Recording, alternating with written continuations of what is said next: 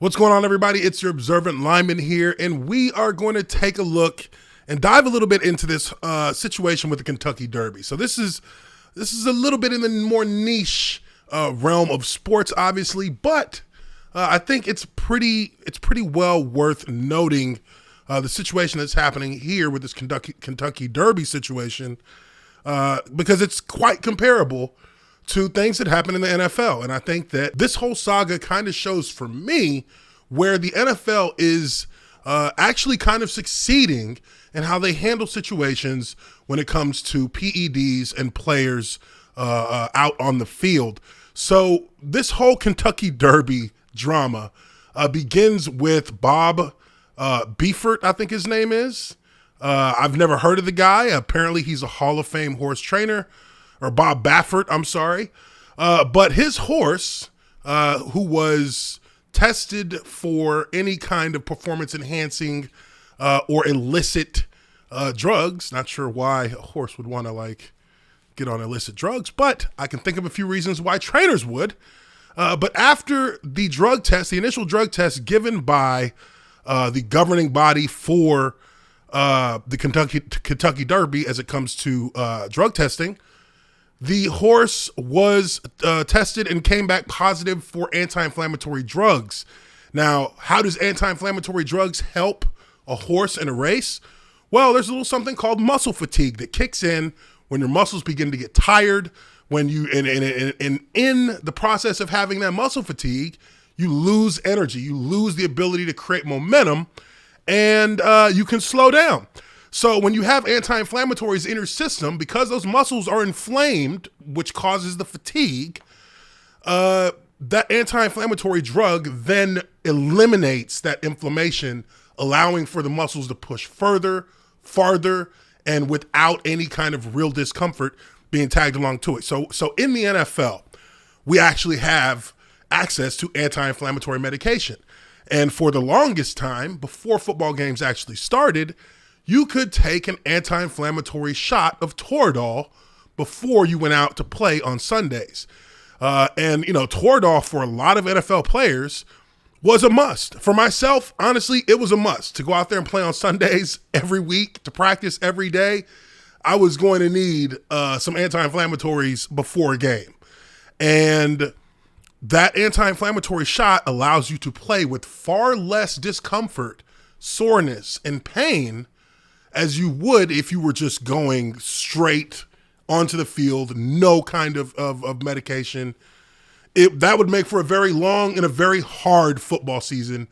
I mean, a lot of players, today I would say the majority of players are taking something before they go out on the field in terms of anti-inflammatory. May not be Toradol, but it's definitely something.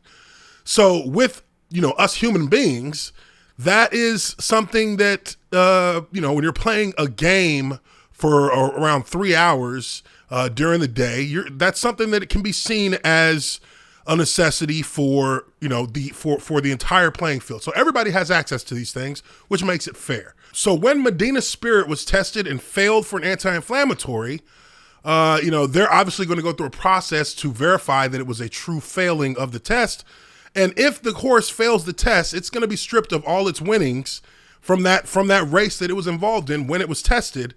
And there's probably going to be punitive actions taken beyond that. But in this article from the Courier Journal, they go into it real quick. I just want to kind of give you guys the basic stuff on this, and then we're going to go into the reactions that the Hall of Fame trainer Bob Baffert has had since then, because now it appears like he's using this situation and he's trying to lean on the crutch of saying that cancel culture is responsible for what's happening to him right now, which I think is absolutely hilarious because that makes no fucking sense whatsoever in any way.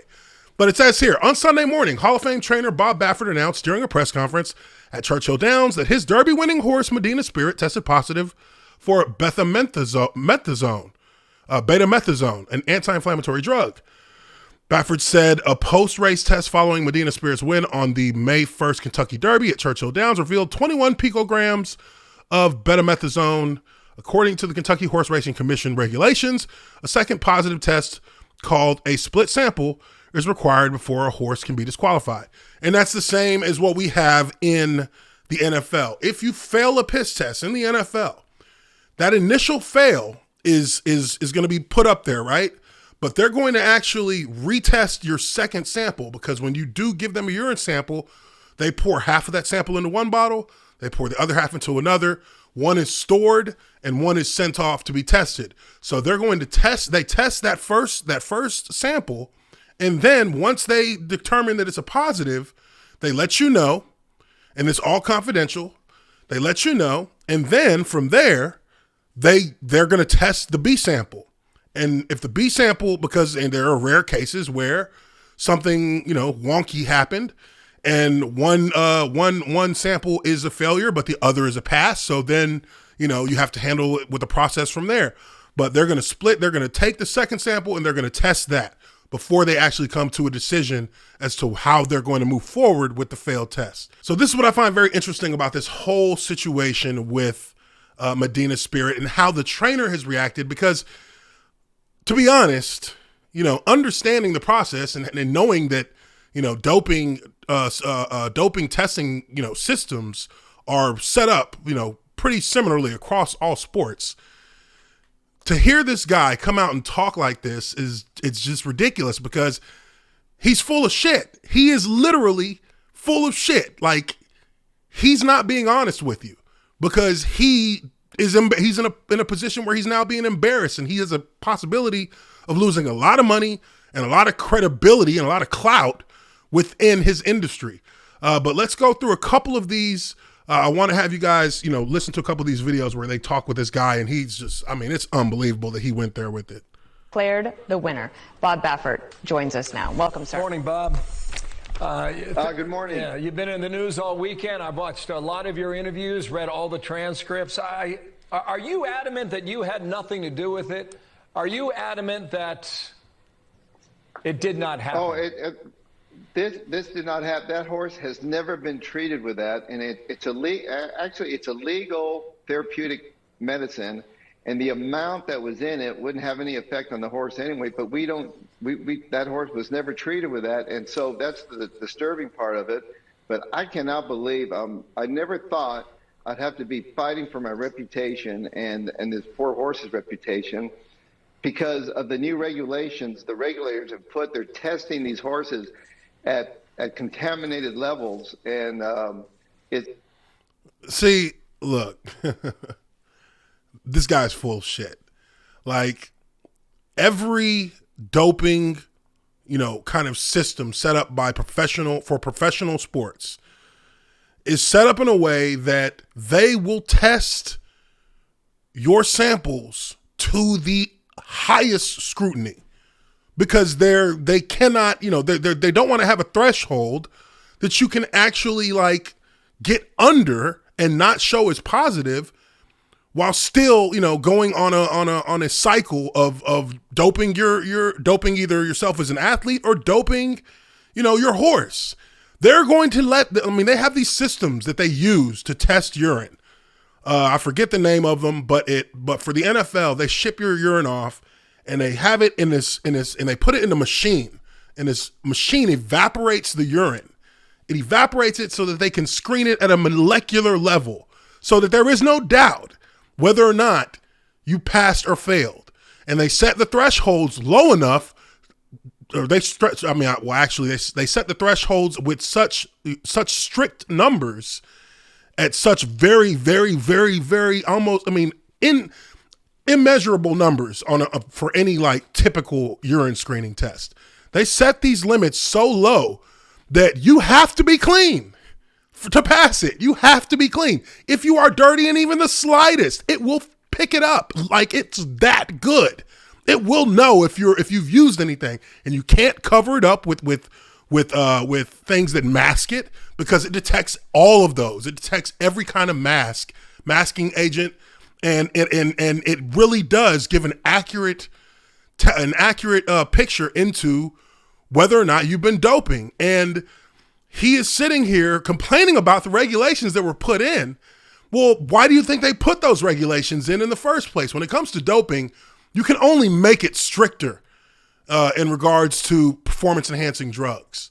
You can only make it stricter because every kind of performance enhancing, cycle allows for a time to bring what the detectable properties in samples, down to a level to where it can get under a threshold and be completely out of the system. And they usually scope those out over a number of days. But in this situation here, he's actually complaining that he's getting drug tested, like he's getting drug tested too much. It's like, stop it. You got caught. These companies that do these tests, they're purely just testing companies. They don't have anything to do with the actual organization that manages horse racing. They are literally just a drug testing company that has urine sent to them and it's asked to be tested. And they test it and they send you back the results. There's no extra shit going on behind the scenes on this. Like, stop. It's been a horrible experience. So, Bob, just at the beginning of that answer, you're about to say? Okay, so that's one right there, but this continues on. The diet.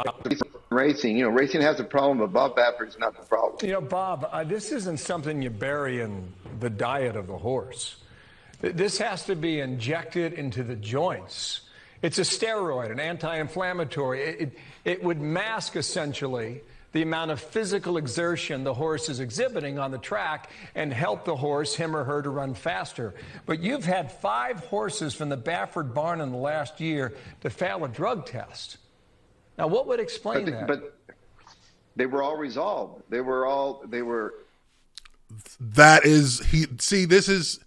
This is somebody who is trying to, he's trying to do damage control here. Now, the thing you got to understand is the NFL was the most strict, I think, when it came to like the punitive side. But even with the NFL, if you failed a urine test, they didn't put your name out to the public that you failed. That never goes out to the public. That's confidential. Your coaches don't know. The team doesn't know. It is literally kept between you and the NFL. And when I say the NFL, the drug testing program. Your name is never on anything. It's all numbers. So they actually protect your privacy and don't dime you out to the public that you failed the piss test. That's actually like mercy on their part, but you will be in their program now and they will be constantly monitoring you every month, every week. You'll be tested and those tests are all the same tests. They go to a company, evaporate it in their machines, test it. So there's no going around being clean. The NFL will not put you out to the public until you fail like a 3rd time. So if you failed the first time, that initiates it and puts you into the program. If you fail again, then you're going to be fined and it's still not going to put your name out there. Now, your team will know that you have failed again because your team is going to receive a letter from the NFL program saying that this player has failed again for this, for this substance or this PED, and we're going to be fining them 4 games. It's usually they fine you 4 game checks. You're going to be playing for free for a month. Now, your team knows it, you know it, the NFL program knows it, but the public still doesn't know it. They're still holding on to your privacy and not allowing people to know what has happened. You've been fined 4 games. So that's strike 2. You fail a 3rd time. Now, that's when you hear about it in the news. That's when it's on ESPN, breaking news. This player is being suspended for 4 games for failing a piss test. That means you've already failed twice. This is the 3rd failure that you've had. Now it's public news. Now it's public domain. And in this situation here, of course, this was the winner of the Kentucky Derby. If it fails for a substance that clearly provides a benefit to a horse, like I explained earlier, then it's going to be public news. And then they're going to release the history of the failures that this particular trainer has so that there's a full understanding of the context that goes along with this so that there can't be any misconstruing what the facts are. And he's trying to do damage control here. But at the end of the day, it for people who are in the know about doping and how they do testing, this is all bullshit. He is literally lying. He's lying. So don't believe it. Contamination, and we have to fight this. And for some reason, that is the problem right there. And people in the public don't understand. People in my world, they understand this is all BS. And unfortunately, it happened to Bob Baffert's not stupid. That's not a drug that I would use on a horse. We don't use that horse. We don't use that drug. The horse never had it in him. And we have the documentation. We're going to show everything. Does that sound very confident to you, what this guy is saying? Documentation is going to show that the horse had failed. Like, his documentation for his horse means nothing because it's a biased side of the story. The company that actually does the testing will provide all the information, and they don't got no horse in this race. Pun intended. They don't have a horse in this race. They are just going to give you what their results were. So, and now finally, we come to this clip, which I thought was really rather ridiculous because, let's watch it first. Then I'll give you guys my particular take on it. Definitely planning on running them. I'm going to run 2 horses. Okay, Bob, here's my understanding. They were going to have the draw today for the Preakness, and they've kicked it back until tomorrow. You have another review. Those results may not be available for several weeks.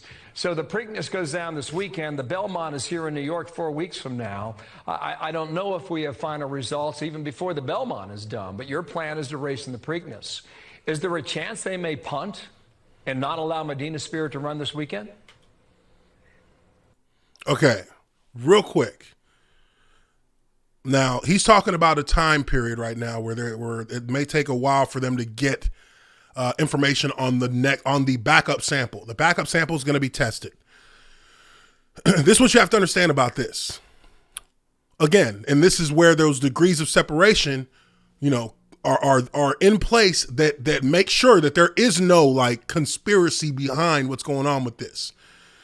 The commission that is responsible for horse racing hires third-party companies that do the testing, and those third-party companies ship it off to a different, separate company that actually does the test and gives them the results back. So there's a chain of events with completely unrelated entities that ensure that there's no there's no funny shit going on with testing. So why is it going to take a long time for them to get this information back, for them to get all of the results for the second testing back? Well, that's because this is these are companies that have a litany of companies that are having urine tests be done by these labs. So these guys don't get to move up in the line because of any race they got coming up. That horse's second sample is going to be in line to get tested again. It's going to be in line. So, generally that takes time. That takes a few weeks because in the NFL, even if you fail a urine test and you want to have your second sample tested, it'll take about 10 days before you get that information on what the second split sample is actually tested for. So, that is legitimately how it happens. You're in a queue. You're not put to the front of the line no matter how big your news story is. Well, I haven't heard anything officially. They haven't told me anything. I know when Churchill Downs came out with that statement, that was pretty harsh. And I think they had to just, it's with all the noise going out, we live in a different world now. This America is different.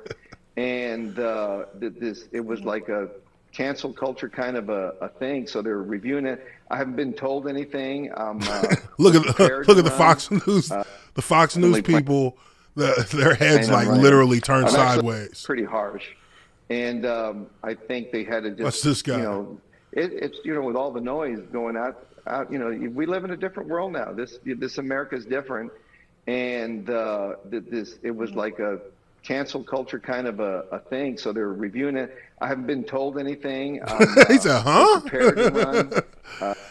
Well, and that was a small little movement that he made with his head, but that is the movement that you can tell. That's like a, what are you talking about? Like, No, this has nothing to do with cancel culture. Now, I'll be the first one to tell you that cancel culture is it's being abused. I feel like it is being abused. Like, canceling people for things that they said years ago is narrow-sighted and simple, and really does not, and it's not something you can really lean on as a good indication of what somebody's true intentions are in the present, because people can change their perspectives on things. There are a number of cases that you can look at to prove that.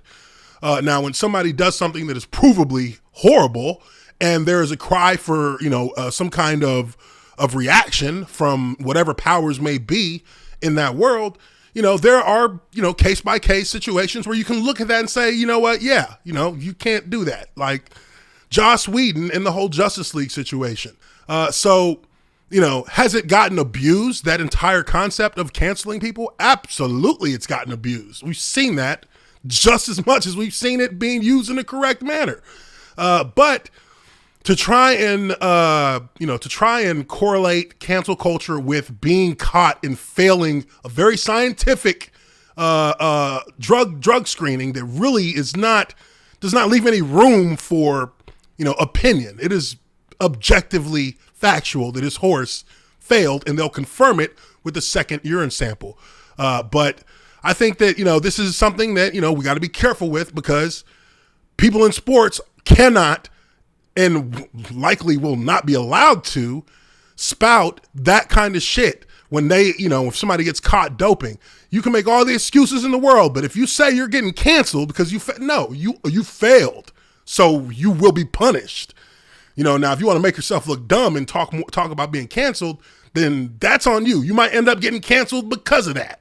So let me know what you guys think. You like this kind of content? You want me to kind of go into more niche situations like this, more niche sports stories like this in the future? Let me know. Leave your comments down below. Hit the like button if you like this video, and subscribe to The Observant Lineman. I appreciate you guys very much for being here.